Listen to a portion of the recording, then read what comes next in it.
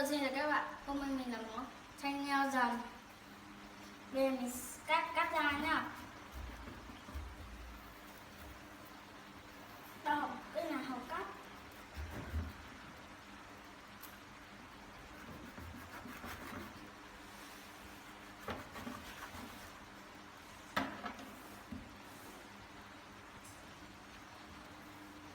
Đã xong rồi nha. Bây giờ mình sẽ bỏ cái này ra.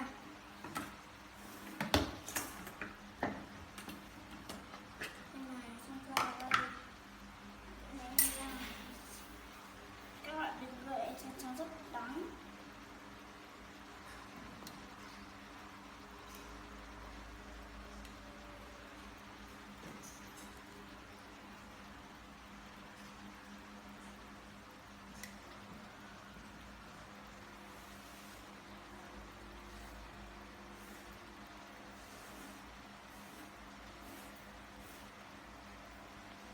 Con lấy đầu kia chứ này, lấy đầu đấy.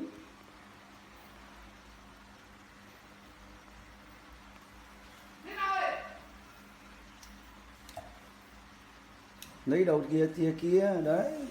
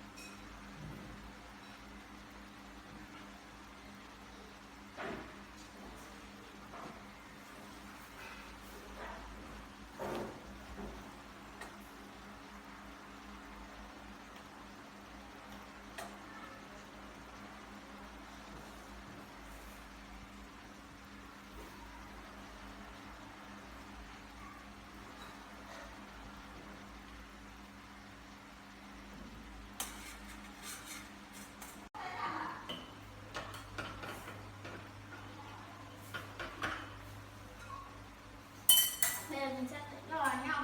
Mình sẽ cái này lên xong rồi xoay.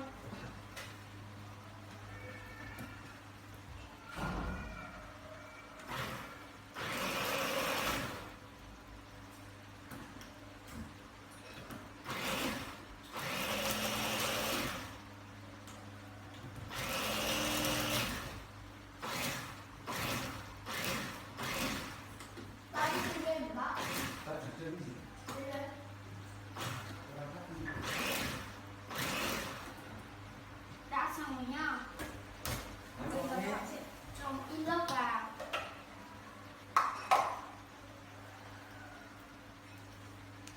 Cho ít nước vào.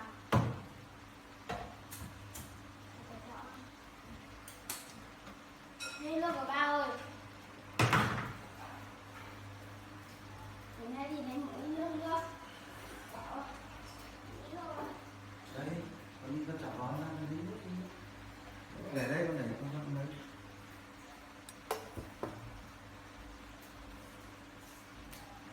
Lấy ra cái đồ. Hả? Bây giờ mình sẽ đổ nước vào nha. Mình tại kiểu nha. Đổ nước luôn. Ok.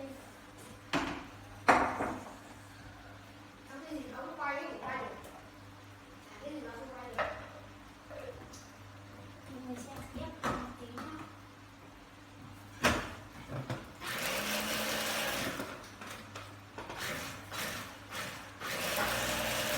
Bảo các bạn quay vừa phải thôi, không vỡ hạt. Ăn xong nha.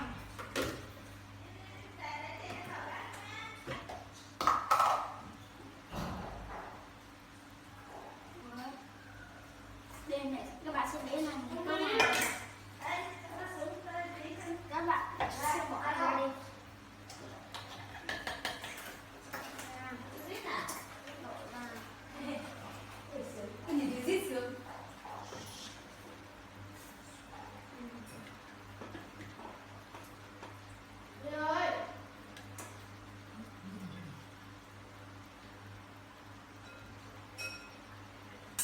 lấy cái thìa Mong rồi. Rửa cái này đi nhá.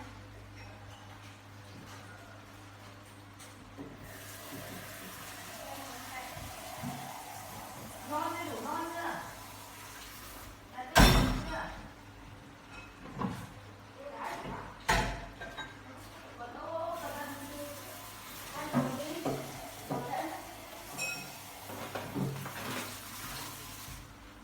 Mình đã được xong rồi nhá. Ừ? Mình sẽ đặt cái này lên.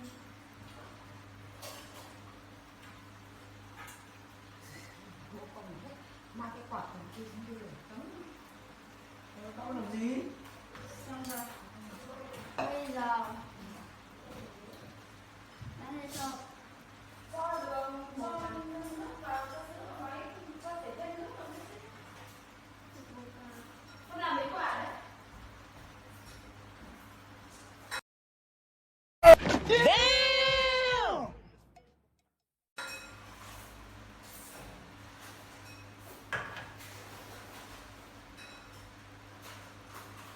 chua vào nhá.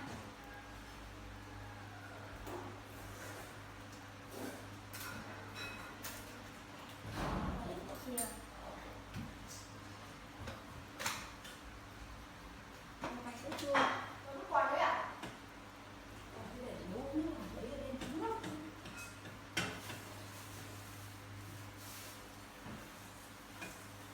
Nó tắt đi đây. Thì vẫn ép lại. Nó cho sữa chua vào. Không nữa thôi.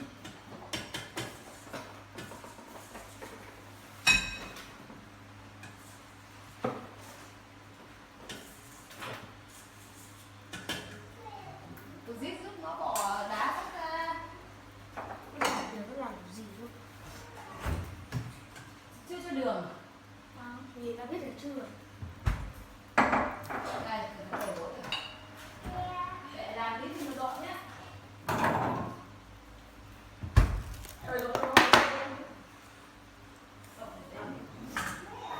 Đi hả?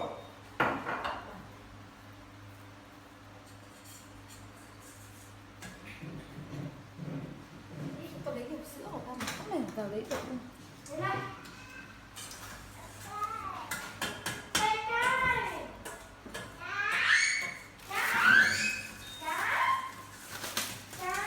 Các bạn sẽ chọn cái tiền vào nhá.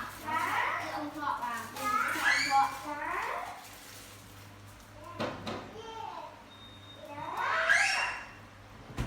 Ê, chỉ vừa đấy thôi.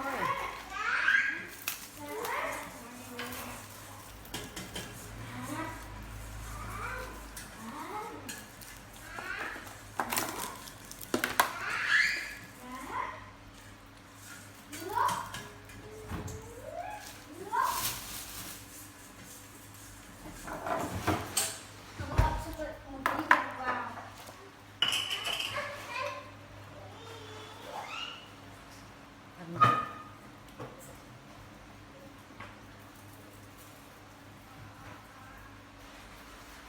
Rất đẹp.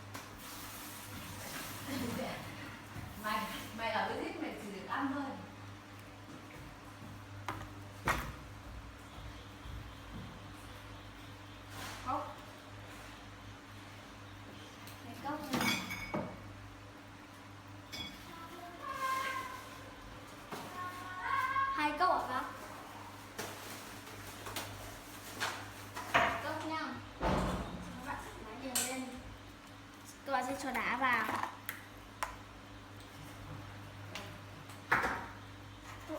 Sẽ cho một lửa đá thôi. Cho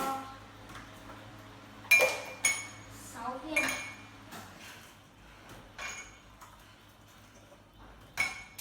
Đếm có đúng không đấy? Đếm người ta đếm đến 5 viên thì làm sao?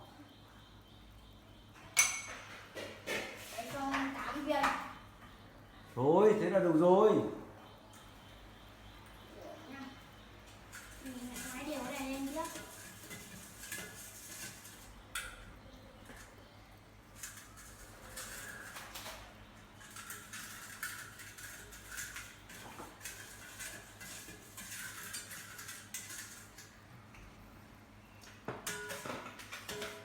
Đổ ra cốc đi, thế này rồi.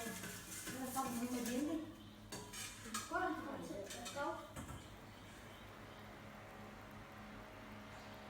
Xong rồi đưa cốc lên, tôi xin mời các bạn.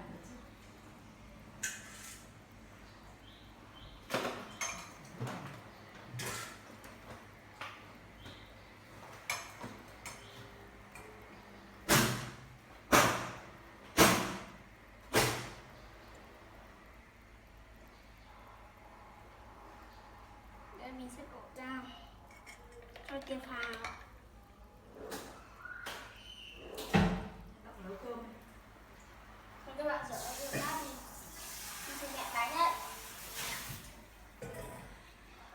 Ở đây. Mà một cốc thì là tao tưởng là 2 cốc. 2 cốc phải cần. Làm mấy quả đấy. Giờ lên chào các bạn. Xin mời các bạn. Xin mời các bạn uống nha. Chào tí cầm dơ lên bao chụp ảnh. Dơ lên. Xuống mặt nhìn đến mặt anh. Chỉ được cái thế, đéo được cái tảng